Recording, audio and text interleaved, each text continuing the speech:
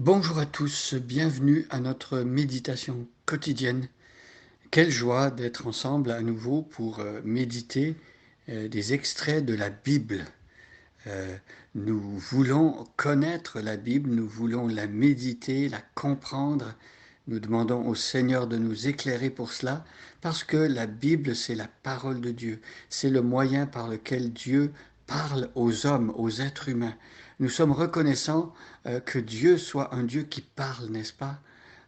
Si Dieu restait silencieux, il n'y aurait pas d'espoir pour nous. Mais Dieu s'est révélé et il s'est révélé par sa parole. Et la manière de connaître Dieu aujourd'hui, c'est en lisant sa parole qui est inspirée par le Saint-Esprit, la troisième personne de la Trinité. Alors depuis hier, nous avons commencé une nouvelle mini-série de méditation. Nous sommes dans la lettre de Jacques. Nous avions expliqué que Jacques est le demi-frère de Jésus et que Jacques avait une position importante dans l'église de Jérusalem.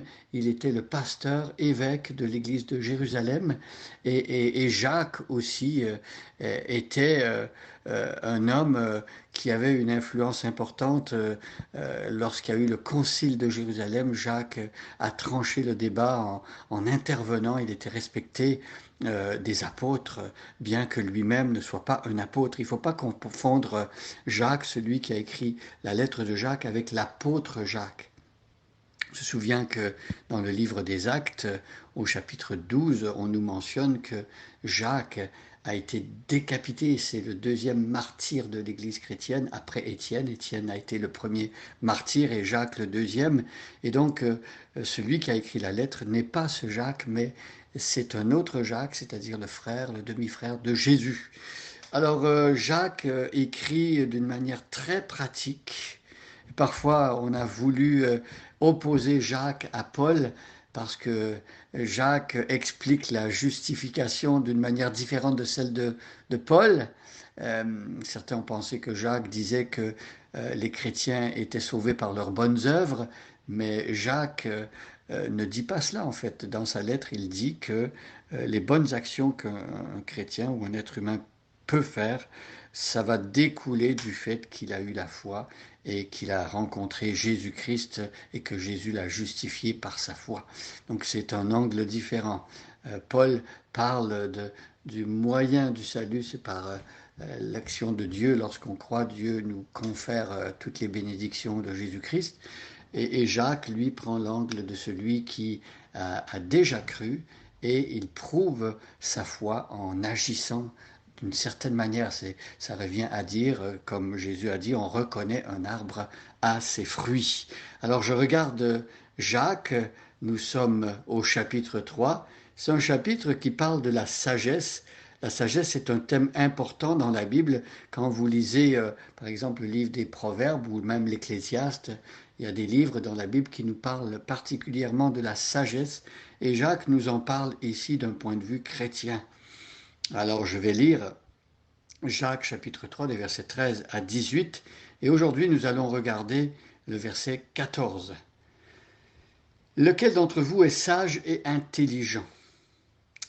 Qu'il montre ses œuvres par une bonne conduite avec la douceur de la sagesse.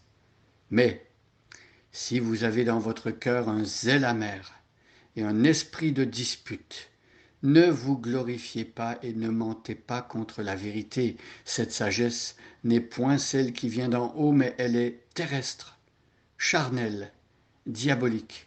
Car là où il y a un zèle amer et un esprit de dispute, il y a du désordre et toutes sortes de mauvaises actions.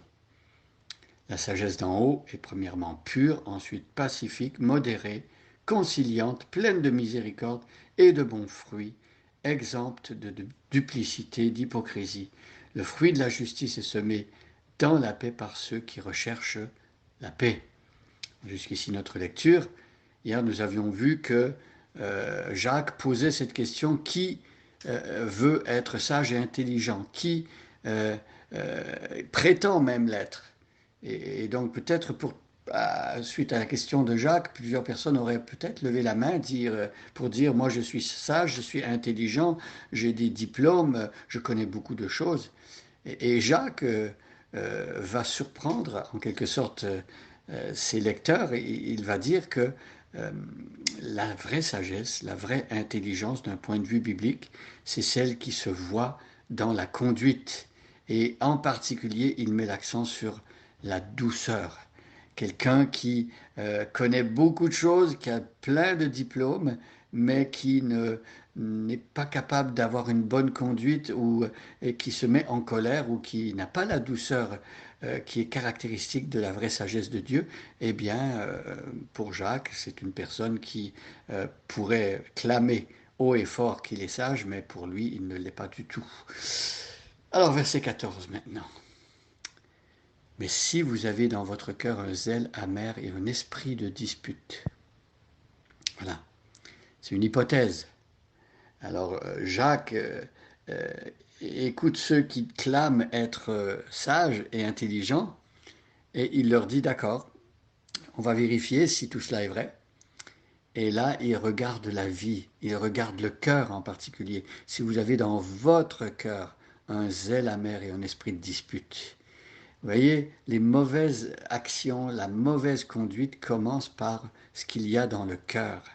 Et ici, l'exemple est pris d'une personne qui se dit sage peut-être, mais qui a un zèle amer. Oh, la personne fait beaucoup de choses, hein. On peut penser à des personnes zélées.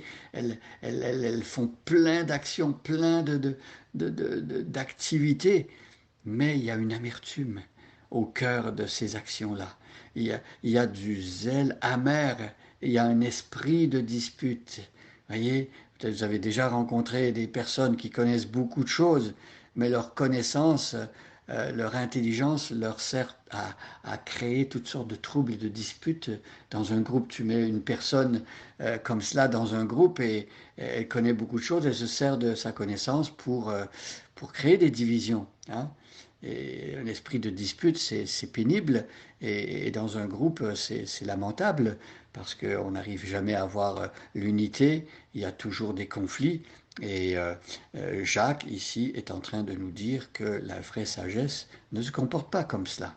Hein. Si vous avez dans votre cœur un zèle amer et un esprit de dispute, ne vous glorifiez pas. Voyez, peut-être qu'il y a de l'orgueil dans le cœur de celui qui se croit sage et intelligent, et peut-être que cette personne, vis-à-vis des frères et sœurs et des autres personnes autour, elle se vante.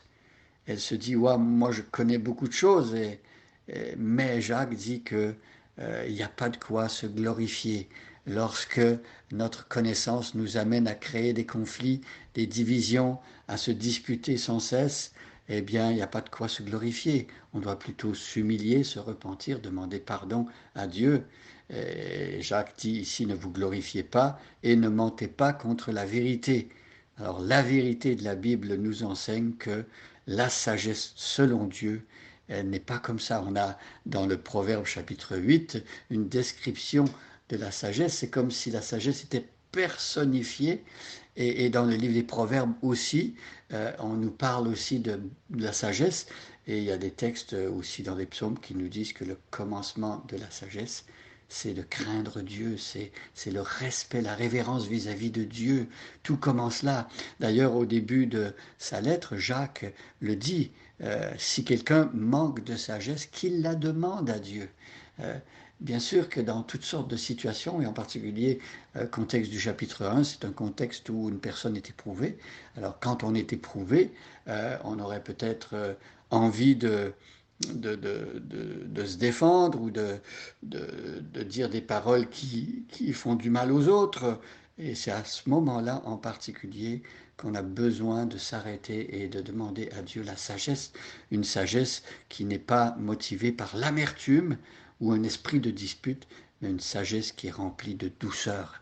Bonne journée à chacun et à chacune, et soyez bénis.